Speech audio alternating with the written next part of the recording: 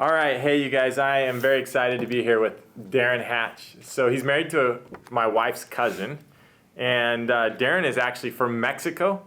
And I've always kind of looked at him as being this awesome entrepreneur just because of what he's accomplished in Mexico as far as like his farming and real estate development, all kinds of really cool things. And so he was just coming into town for a short weekend with his kid doing sports stuff. And so I'm like, hey, we've got to get this on video and get this out. He is developing land in Mexico. Tell us a little bit about yourself, Darren, and what you're currently doing. So I was born and raised in Mexico, as you're well aware. Went off to school in the States, went to school in Utah, got my MBA, worked on Wall Street a couple years, and then I got tired of that industry. And so I decided to move back to Mexico, where I'm from, to get into farming and agriculture. As soon as I did that, I kind of went down. A lot of people in our area go down with a certain mentality of like just sticking with farming, and I went down with like, I want to be an entrepreneur, right? Yeah. And so I got involved with farming, but soon after that I saw the opportunity for real estate, which is something that nobody in my small community had done really. Yeah. So then that's when I started getting in. Little by little, I started with one little tiny project, and then it's just evolved. And so now I've done everything under the sun pretty much down there. Right. But now we focus on real estate land development. So we do, communities where we sell building lots. Right. We also have brokerage where we, help people find the best investment for them. Yeah. And so that's what we've done. We've done quite a few deals down there, and That's things cool. are going well. So he's married to also a Wares, and I'm married to a Wares. And for him to, from California, his wife and my wife, and for him to marry a Wares and get her into Mexico, that was a feat in itself. that is a miracle. That's a story for another day. But yeah, man. I've always got this fault of mine of like trying to picture myself in other people's shoes. And just my imagination runs wild trying to get my wife to Mexico. Well, a little bit of that story is fun to share because I had just finished my MBA and I was working on Wall Street. We had just bought a house like a mile from the beach in Orange County. Yeah. And so we were living where my wife was from and everything. And then this opportunity came back to move back to Mexico, and it was like, what? We just bought a house. So anyhow, the only way I could get my wife Shawnee to go there is we said, let's give it 2 years. If at the 2-year mark's up and you don't like it, we'll move back to the States and call it done, right? So we went down there, and those first couple of years were rough on her, rough on me.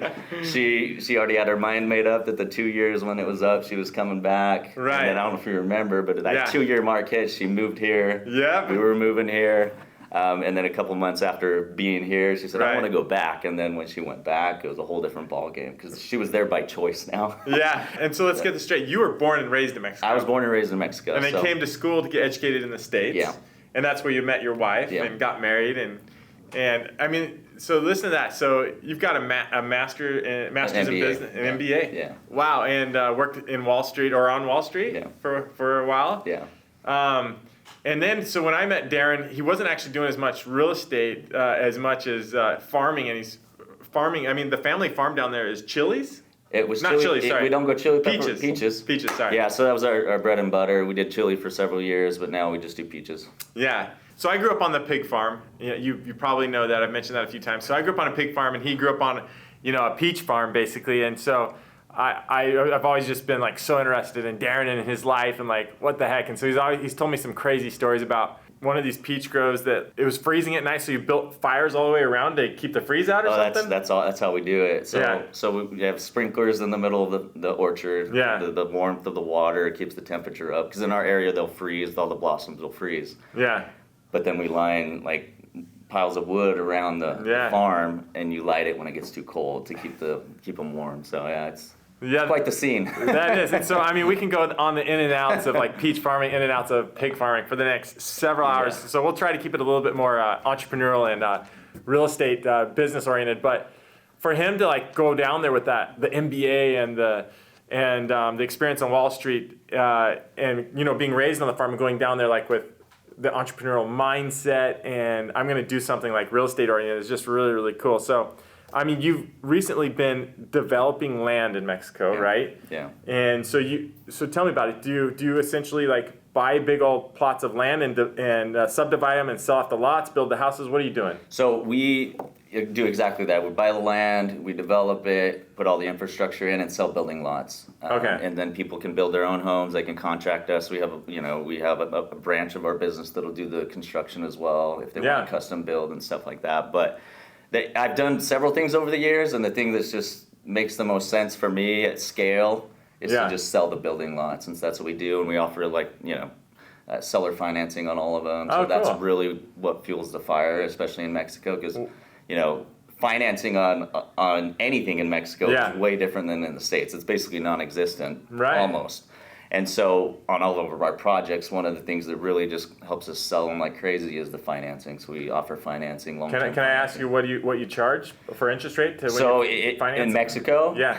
it's like 18 to 20% a year. Is it? Okay. Yeah. Oh wow, that's great. Yeah, rates are just so people don't freak out. Rates No. are way different in But and Mexico. the lots are a lot less on average. What's Oh a yeah, lot? it's way cheap. So we have low-end developments, which are usually average around $8,000 a lot Yeah. for a small lot, and then we have some higher-end community that we're doing right now that's like $100,000 Oh wow, per lot. that's really cool. So it just varies on the level of the development, right? Right. Like you would here. I've got a couple of friends in the car business, and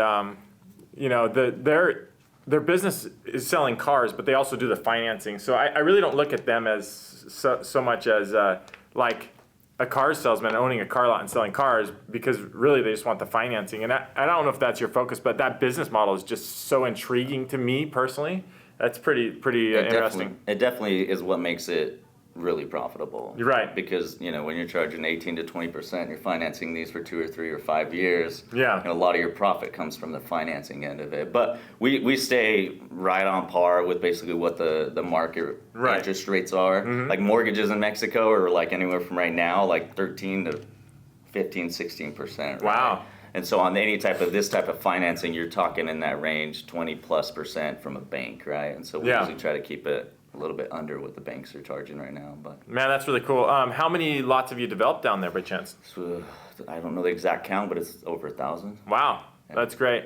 So are there any, I just don't, it's just, everyone, for whatever reason in Arizona, they're interested in investing in Mexico. And I personally have never put money there yet. I'm looking to with Darren soon. I'd like to. But while you're in Arizona, you're going to mostly be thinking like he's doing business in Rocky Point. He's not. No. He's not doing any business in Rocky Point. It's like a lot further east. So. Yeah.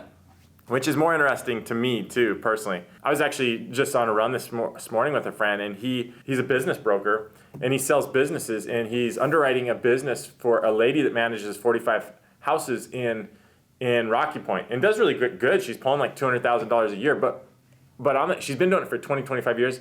Like once every 5 years, she just gets killed or crippled by one thing or another. Sure. That business because of that border shutting, and so.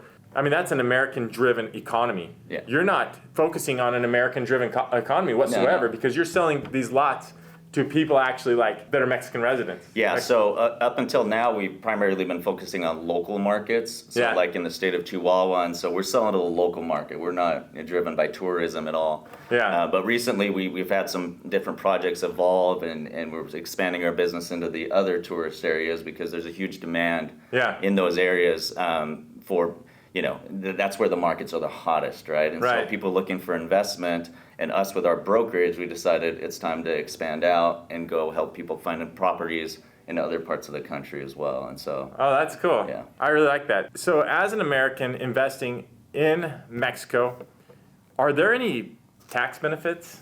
not that really. it's worth investing for. Not worth looking into? Like No. people aren't like opening up bank accounts in Mexico and hiding tax and stuff? No, they're not. So there's not really too much of No, an not advantage. as an American citizen. There's not Yeah. really much benefit there. But Yeah, that makes I sense. mean, other than the investment opportunity, which there's huge investment opportunity Yeah. down there as well. But yeah, not. It's not more really like tax opportunity based, Yeah, not like exactly. tax structure. Yeah, like an based. Airbnb or VRBO or a vacation rental will just do really well in certain Yeah. areas.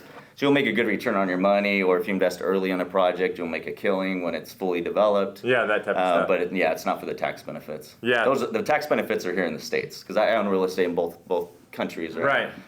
The U.S. tax benefits are way more beneficial than any Mexico tax benefit. Right. Get. So you're a dual citizen in the Mexico and in U.S. Yeah. Do you have to pay taxes in the U.S. because you're a citizen here also? Oh yeah. So we pay taxes on both sides. Well, you do both sides. Yeah, but there's the U.S. has laws in place that you don't get double taxed up to a certain extent and so forth, and so I got to file back taxes on both sides of the border. I mean, it's complex. I need like a special accountant. It's not like your typical CPA can help you. It's you got to get a specialized accountant. That's pretty cool. I mean, my tax girl Sunny is like the best in the world, and she does not let me get gray whatsoever in taxes. It's black and white. I'm audit proof, but my mind always goes to like, hey, why did you move over to that island?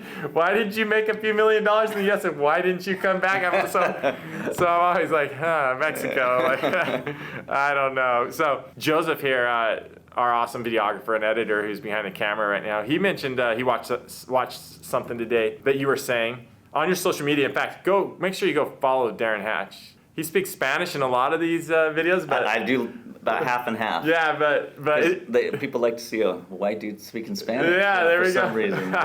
So make sure you go follow him, Darren Hatch, on his Instagram and his Facebook and TikTok. TikTok's the biggest. TikTok. Make sure out of all of them follow TikTok. So.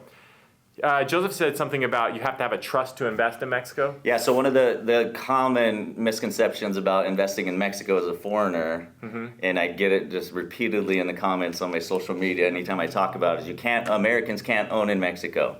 And they're right on one hand, but that's not the case necessarily, because there's a law that states that Americans, an individual that's not a Mexican citizen, cannot own anything along the border within a certain miles and along the coast within a certain miles, just to protect the country, right? Okay. Just from invasion and from some foreign individual, right? Got it. So basically what they do is all you have to do though is you just buy the property, you form a trust, which is called a fideicomiso in Mexico, and you put the property in the trust. And so you actually own the land? It's not a land lease? No, it's not a land lease. You own it. You own it. It's just in a trust that you're the beneficiary of that trust, right? And you control the trust just like you would in the States, right? You form a trust to put properties in, and then you control the trust.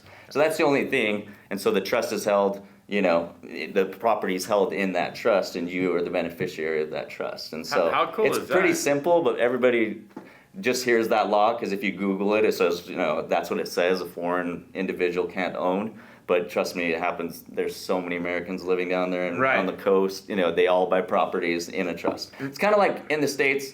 I'm not to the same level, but you buy a property and you put it in an LLC, right? Yeah. Yep. You own the LLC, right? Right. That's or amazing. a trust, So 99.9% of everyone that's listening today is totally disagreeing with you because they don't know, because anyone that they know usually has a condo in Rocky Point and they don't own that land. It's on leased land. They own the building, but it's leased land on these 100-year leases or 50-year, I don't know what it is. So that's pretty cool. Yeah, that's awesome to know. And I don't know if it was different back in the day. I just know now that's the way that it is. Yeah. And you have to renew that trust, and there's like a 100-year limit on, and you need to renew it so you can extend that 100 years, right? And so that's where people get that 100-year land lease and all that stuff. But it's unless they've held it for a long time and the law has changed. Yeah. I think that's what they're in trust. They're just confused out with a land lease. Wow, that's pretty cool. So do you have attorneys or people or whatever that can set up that trust? Yeah. And if they have any experienced, attorney in that type of thing can do it really easy. It's not. And so I already have a family trust. And I already have a trust, so can I just use that trust, or is it? No, it has to be like a Mexican trust. It has to be like a Mexican trust. Yeah. Oh, okay, yeah, you mentioned that. Yeah.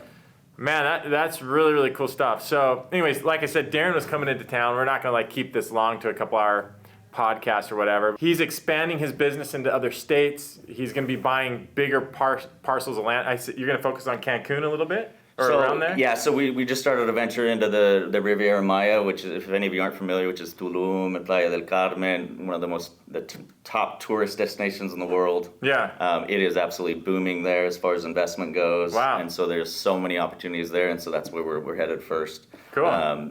Not necessarily to do only our own projects, but my goal is to find the best investment opportunities for people and be able to, tell them about them, hopefully help them invest in those projects. Not that they'll all be mine, obviously, by any means, but there's so many opportunities there. I mean, if you invest in these properties in pre-construction, Yeah. by the time it's done, you've already gained like a ton of equity, and then Airbnbs and vacation rentals just kill it there. And so Wow. there's a lot of opportunities that we're expanding on. That's awesome.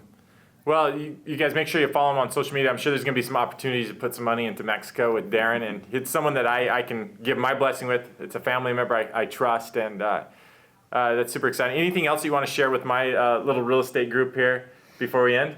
No, I mean, Mexico is just a different market, but it's the same type of business, right? Yeah. You know, real estate in the States, we're all familiar with it, but if you have somebody there to help you and guide you, real estate in Mexico can be killer too. And the same goes for Spencer. You know, people ask me like, who do you know that's good in real estate in the States? And I'm Spencer, right? Because you know That's your cool. stuff, and you've got you. the reputation that goes with it too. So I appreciate it. it goes likewise. That's cool. Well, hey, thank you everyone for listening in today. Have a wonderful day, and thank you, Darren, for coming and Cool. spending time Thanks with me for today. having me. Appreciate it. Thank you.